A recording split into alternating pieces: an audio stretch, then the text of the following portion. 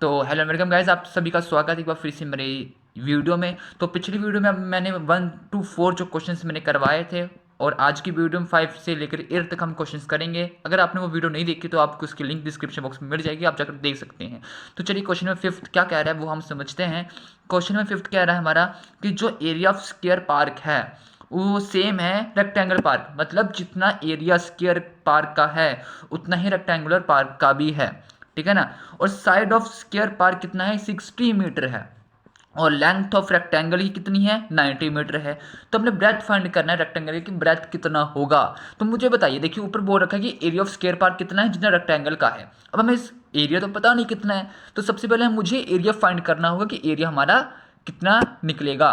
तो उसके लिए हम सबसे पहले क्या करते हैं, हम निकालते हैं एरिया ऑफ स्क्वायर, ठीक है। क्योंकि एरिया ऑफ स्क्वायर का साइड ही चाहिए होती है हमें, और साइड हमें दे रखी है। एरिया ऑफ स्क्वायर हमें कितना दे रखा है। फॉर्मूला सबसे पहले क्या होता है, side into side, okay, side into में साइड।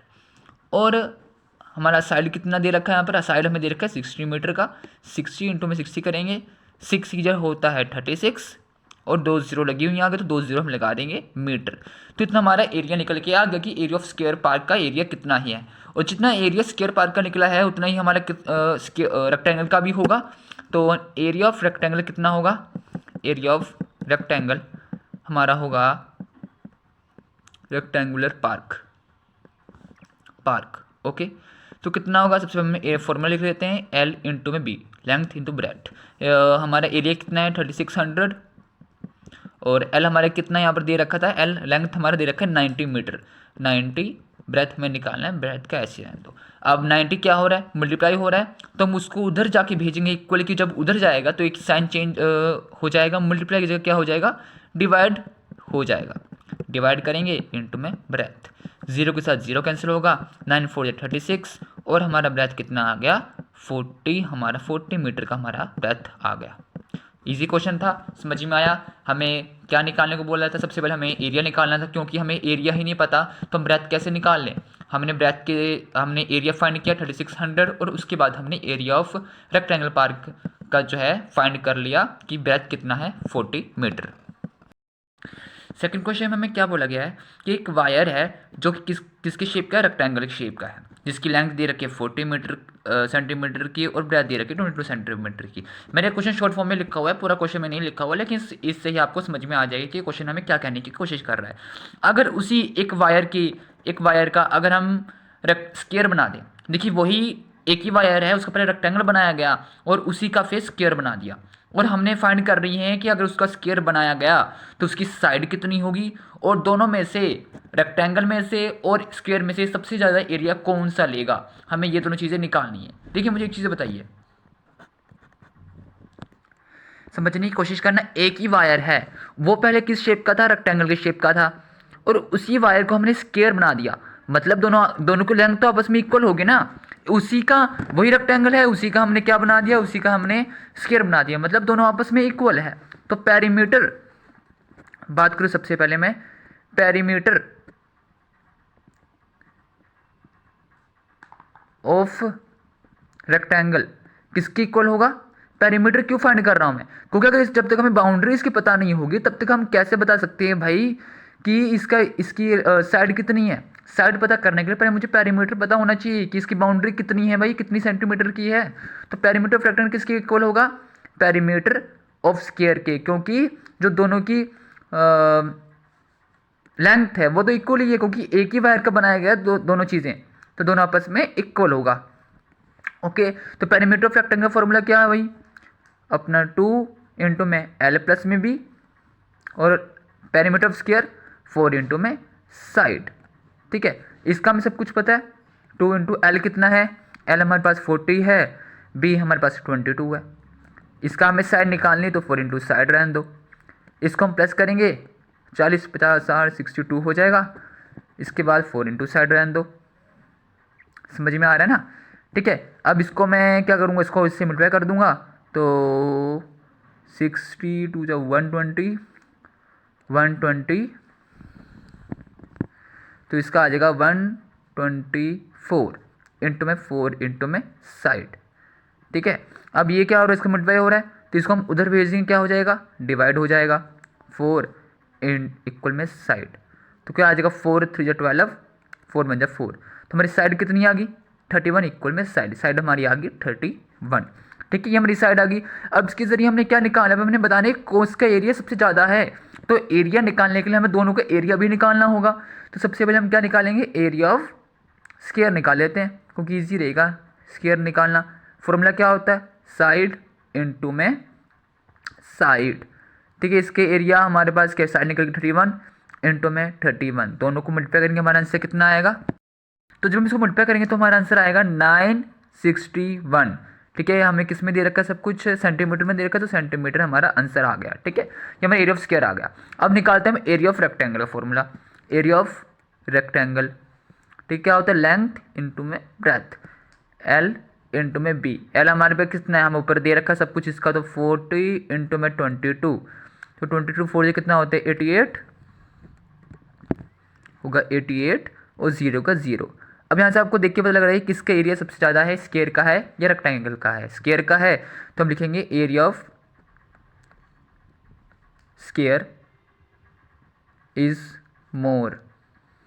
बस ये आपका आंसर आ जाएगा। आई होप आपको ये पूरा क्वेश्चन समझ में आया होगा, बहुत ही इजी क्वेश्चन था। तो आते हैं सातवें क्वेश्चन में। सातवें क्वेश्चन में हमें बोला गया है कि पेरीमीटर ऑफ रेक्टेंगल 130 सेंटीमीटर है, ब्रेथ हमें दे रखा है 30 सेंटीमीटर का, इसका लेंथ फाइंड करो और एरिया फाइंड करो। बहुत ही इजी क्वेश्चन है भाई ये तो। अगर पेरीमीटर दे रखा है भाई, पेरीमीटर की हेल्प से आप लेंथ निकाल लो और उसके बाद आप एरिया आराम से निकाल लो। तो इस हम यहाँ से सोल्यूशन शुरू करते हैं। पेरीमीटर ऑफ रेक्टेंगल फॉर्मूला क्या होता है, पेरीमीटर ऑफ रेक्टेंगल फॉर्मूला देखिए, पेरीमीटर ऑफ रेक्टेंगल का फॉर्मूला, ठीक है, क्या होता है 2 इंटू में एल प्लस में बी, ये फॉर्मूला होता है ना, ये सबको याद ही होगा। पेरीमीटर कितना दे रखा है 130 सेंटीमीटर का, और 2 इंटू में एल हमें पता नहीं, एल हमें निकालना है, और बी हमारे दे रखा है 30, सीधी सी बात है। ठीक है, अब क्या करें, इसको जो है आप इधर भेज दो, क्या हो जाएगा, ये डिवाइड का साइन हो जाएगा, इक्वल में एल प्लस में, तो यहाँ पर देख लीजिए सबसे पहले क्या 130/2 हो जाएगा, एल प्लस में यहाँ पर आ गया 30। ठीक है, उस पर आप देखो, इसको मैं काटता हूँ तो यहाँ पर किस में कट जाएगा, 2 6 12 65 में ये कट जाएगा। ठीक है, यहाँ बचा एल प्लस में 30। अब 30 क्या हो रहा है, एल के साथ प्लस हो रहा है ना, तो उसको उधर भेजो, इक्वल के क्या हो जाएगा, माइनस हो जाएगा। 65 माइनस में 30 इक्वल में एल। जब माइनस करोगे कितना आंसर आएगा, आपका आंसर आएगा 35। तो हमारा लेंथ कितना आ गया, 35 आ गया। अब सिंपल से इसकी हेल्प से आप एरिया फाइंड कर लो। एरिया ऑफ रेक्टेंगल क्या फॉर्मूला होता है, सबको पता है, एल इंटू बी। ठीक है, एल हमारा कितना निकला 35 निकला, बी हमारा ऊपर दे रखा था 30 का सेंटीमीटर का। अब इसको आप बस मल्टीप्लाई कर दो, बस आप इसको मल्टीप्लाई कर दो, मल्टीप्लाई करके आपका आंसर आएगा 35 इंटू 3 आ गया हमारा 105, और पीछे एक 0, ये आपका आंसर आ गया 1050 सेंटीमीटर। ये आपका आंसर आ गया। इसी क्वेश्चन था, बिल्कुल कुछ भी नहीं था। चलते अगले क्वेश्चन में। तो अगले क्वेश्चन में क्या बोला हुआ है भाई, देख लेते हैं। एक डोर है, यहाँ पर आपको दिख रहा होगा एक, ठीक है, बिल्कुल एक दरवाजा सा दिख रहा है आपको, छोटा सा, अच्छा नहीं बनाया घर, फिर भी कोई बात नहीं, काम चलाने के लिए चल जाएगा। जिसकी लेंथ हमें दे रखी है 2 मीटर और ब्रेथ दे रखी है 1 मीटर। ठीक है ना, और लेंथ ऑफ वॉल मतलब जो दीवार है ना, इसकी लेंथ दे रखी है हमें 44.5 मीटर और ब्रेथ दे रखी है 3.6 मीटर। हमें फाइंड करना है कि भैया इसमें है ना, समझ लो कि पेंट होना है, वाइट वॉश होना है, मतलब पेंट होना है। ठीक है, तो मैंने बताने कि भैया कि इसकी पूरी कॉस्ट कितनी होगी, इसकी पूरी कॉस्ट कितनी होगी दे रखी कि 1 मीटर की कॉस्ट कितनी है 20 पर मीटर स्क्वायर है। ठीक है, तो सबसे पहले हम क्या करेंगे, हम इस पूरे का एरिया निकालेंगे कि भैया आखिरकार वाइट वॉश होना कितने एरिया में है। तो उस पूरे एरिया को हम जो भी आंसर आएगा उसको 20 से मल्टीप्लाई कर देंगे। लेकिन हमारा क्या है भैया, इस अगर हम एरिया निकालेंगे ना, तो उस एरिया में ये दरवाज़ा भी आएगा, दरवाज़ा भी तो आएगा उस एरिया में। अगर इस पूरे एरिया का हम एरिया निकालेंगे ना, तो उस पूरे एरिया में दरवाज़ा भी आएगा। तो हमें इस दरवाजे का जो एरिया है ना, इसको हमें माइनस करना पड़ेगा। तो सबसे पहले हम दरवाजे का निकालें, डोर का कितना है, एरिया ऑफ डोर, डोर कितनी है, सबसे पहले एल इंटू बी होता है। एल हमें कितना दे रखा है 2 मीटर, ब्रेथ में 1 दे रखा है, तो हमारे इसका कितना आ गया 2 मीटर हमारा इसका एरिया आ गया। कितने एरिया दरवाजे का 2 मीटर। अब देखो भैया, अब वॉल कितना है, एरिया ऑफ वॉल, पूरे वॉल निकलेगा, एरिया पूरे वॉल का निकलेगा, मतलब दरवाज़ा भी आएगा उसमें, इस पूरा यहाँ से लेकर ये पूरा का पूरा एरिया आएगा उसमें। तो हमें उसका फॉर्मूला क्या होता है, एल इंटू बी एल हमें कितना दे रखा है 4.5, ब्रेथ हमें दे रखा है 3.6। आप इसको मल्टीप्लाई कर लीजिए, कितना आपका आंसर आएगा। तो आप इसको मल्टीप्लाई करेंगे तो आपका आंसर आएगा 16 मीटर। ठीक है, आपका आंसर आ जाएगा मल्टीप्लाई करने पर। ठीक है, हमारा वोल्ट का निकल गया और उसका निकल गया। तो हम क्या करेंगे भैया, इन दोनों को आपस में माइनस करेंगे। फिर माइनस क्यों करेंगे, क्योंकि हमने सिर्फ इसका निकालना है एरिया, दरवाजे का नहीं निकालना। एरिया जो आया है दरवाजे का भी आया है, इस पूरे का एरिया आया है, तो हम पूरे के एरिया में से दरवाजे का एरिया माइनस करेंगे। ठीक है ना, तो हम इसमें क्या लिखेंगे, हम इसमें निकालेंगे एरिया ऑफ वाइट वॉश